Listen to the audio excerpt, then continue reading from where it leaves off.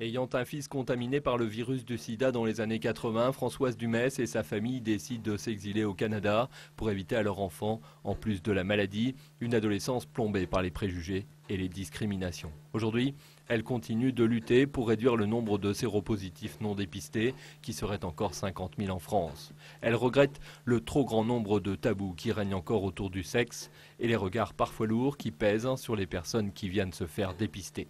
Son leitmotiv pour inciter les adolescents est bien rodé. Moi, je leur ai souvent dit, faites attention, ça peut être quelqu'un que vous connaissez depuis la maternelle et il peut être contaminé.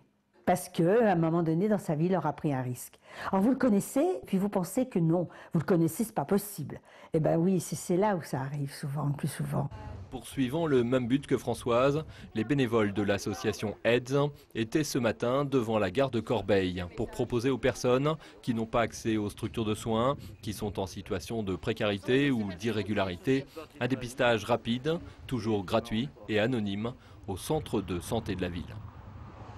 Il y a 6700 personnes qui sont dépistées en France par an et il y a un fort pourcentage de gens qui ne connaissent pas leur séropositivité. C'est pour ça d'ailleurs qu'on lance cette grande campagne de dépistage rapide qui peut se faire aujourd'hui en 30 minutes. Pour l'association AIDS, nous avons comme credo d'ici 2040 vaincre le sida. Il est possible de le faire, à condition que les moyens soient mis en place. Pour rompre la chaîne de contamination, les associations cherchent à favoriser l'accès au traitement. Elles estiment que dans le monde, 9 millions de personnes n'ont toujours pas accès aux soins et la pandémie tue toujours chaque année près d'1,8 million de personnes.